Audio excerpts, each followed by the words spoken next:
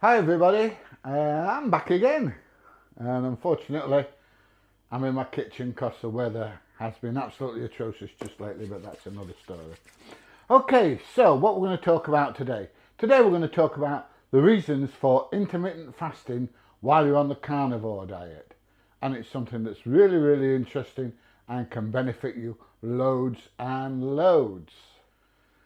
So the first thing you may say to yourself is, why fast, or why should I fast? And it's quite simple really. It's a very cheap and effective way to lose weight. If you're fasting, that means you're not eating, then your body can't put weight on. What's going to happen is your body is going to use your stored fat, which means A, you're not spending money on food, and B, you're using the food you've already eaten. So it's a win-win. Intermittent fasting is something that you can do anywhere and at any time. You may be on holiday, you may be at home, you may be working, you may be on shift work. It doesn't matter. You can still carry out your intermittent fasting. It's not hard. All you need to do is just plan it just that little bit for the day or for the week. So if you've got a week on, say, night shifts, plan when you're going to have your meals. If you're on an afternoon shift, plan when you're going to have your meals. And if you're on an early morning day shift, once again, just plan when to have your meals. It's so adaptable. You can do it anytime and anywhere. When you start intermittent fasting, it's not something that you want to jump straight into. It's something that you need to work your way into. The first thing you need to do is get your body what we call fat adapted. So try and get your body used to living on fat rather than carbohydrates. So slowly cut the carbohydrates down and put up the intake of fat. Make sure it's good fat, so you don't want rubbish. You want steak, eggs, fish, that kind of thing. And once you've done this and got yourself fat adapted, then fasting is easy. Everybody fasts. When you go to bed at night and sleep, if you sleep for 8 hours or 6 hours or 10 hours, however long it is, you're not eating, you're fasting. And all we're going to do is extend that sleeping time. Breakfast is called break fast. So it could be at any time after you wake up. So if you wake up at, say, 9 o'clock and you can manage to go until 10 or 11 or even 12 o'clock without anything to eat after, say, an 8 hour sleep, that's a good fast to start with. Start off having 2 meals a day. Cut that early morning breakfast out and start building up from there. Then what you want to do is eat a little earlier on an evening. So you might not eat anything for 2 or 3 hours before you go to bed. Don't eat anything for 2 or 3 hours after you get up. And there you go, you're intermittent fasting straight away. Ideally, what you want to do is fast for 18 hours if you can. Now, it may not be easy to get straight into an 18-hour fast. Nobody's suggesting it is. But start off with, say, a 14-hour or a 12-hour fast and just build it up slowly. But you will get there, especially if you're fat adapted. Now, you may be worried that You may be worried that intermittent fasting isn't safe. It's absolutely safe unless you have some severe medical condition. If you look back thousands and thousands of years, humans have been doing this since we've been humans. Only up until the last couple of 100 years has food been readily available like it is now. So if you're hungry now, you walk up, you go in the fridge, you get yourself something to eat. Now, thousands of years ago, this didn't happen. You ate when there was food available, and when there was no food available, you went hungry. And our bodies have adapted to this lifestyle. And even though we like to think of ourselves as modern human beings, we're still that caveman human being. We still have the ability to fast.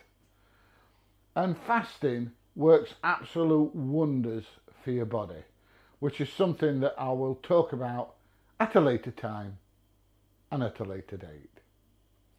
So fasting is safe. So right, we're going to talk about now the benefits of fasting. And the first benefit that most of us want, including myself, is to lose weight. When you're fasting, like I said earlier, there's no food going in, so to survive, your body lives on the food that you've already stored. And it stores food as fat. This is why I said you need to be fat adapted, so that your body is used to using fat as a fuel. Since I had an injury 10 years ago, I've put that much weight on. I've got enough fat stored to last me probably 6 months. But anyway, I'm not doing that. I'm intermittent fasting and I'm using that fat up slowly. But I'm still making colossal gains in the weight loss department. So I'm overjoyed with that. I'm absolutely thrilled. And because I'm losing that weight, I feel so much better. I feel I've got a lot more energy. I want to get up off my backside and do things rather than being lethargic and not being bothered about anything at all. I just feel full of energy. It's absolutely fantastic. So if you've not tried this intermittent fasting, I really, really recommend you have a go. You will feel so much better. So you might like to exercise. You might like to go to the gym. Will intermittent fasting make training and exercise harder? Funnily enough, no it won't. I've found that while I've been intermittent fasting, I know I've lost some weight, but my performance at the gym has gone up and up and up. And I'm not just talking about on the treadmill, I'm talking about resistance training as well. I've got stronger and stronger while I've been intermittent fasting. So you needn't worry about losing performance. It enhances performance. So once again, if you like going to the gym, if you like to exercise, you like to run, you like to cycle, swim, or anything like that, intermittent fasting is going to help. I could never train on a full stomach anyway. Intermittent fasting also helps fight off illness, because what's happening is your body is using all the old cells to make energy. And the old cells, this includes any virus or bacteria that your body doesn't need, it's sucking it all in, chucking it in the trash can and turning it to food. Not only does it turn it into food, but it turns it into brand new healthy cells as well. So it helps fight off any kind of disease, it helps fight off injuries. My shoulder, from when I broke my arm, I ended up with a frozen shoulder. My shoulder has got so much better over this last month and a half while I've been intermittent fasting. It's unreal. It's made so much progress. And this, once again, is down to intermittent fasting, because I seemed to have hit a plateau and it wasn't getting any better at all until I started on this regime. Believe it or not, intermittent fasting can help you live longer. Now that sounds like it's crazy, but if you think about it, if you're overweight, you are potentially at risk of heart attack, stroke, and all sorts of other illnesses. You intermittent fast, you lose that weight, you get rid of all that body fat, and of course you're a leaner, healthier human being, which means, generally speaking, you're going to live longer. So to me, that's an excellent reason to fast. If you're overweight and you carry a bit of loose skin from where you've been stretching, what you don't want is you don't want that skin to remain there once you've lost that weight. And intermittent fasting will help you get rid of all that loose skin. How does it do it? Well, like we've said, intermittent fasting uses all the useless cells and tissue in your body for food. And all that stretchy skin is useless tissue. So your body will actually absorb all that stretchy skin and make you slim again, and make you trim again, so you're not needing surgery after quite a lot of weight loss, which is the last thing you want. You want to look good without surgery marks. You want to be able to wear a t-shirt or a vest or no shirt at all in the summer and not have ugly scars all over. You want to look trim and lean, and intermittent fasting will do that for you.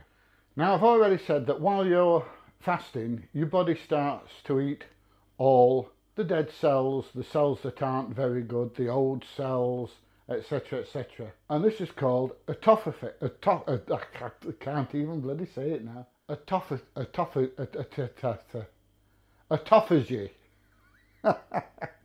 I knew I'd get there eventually. Autophagy. Just got to get your tongue around it.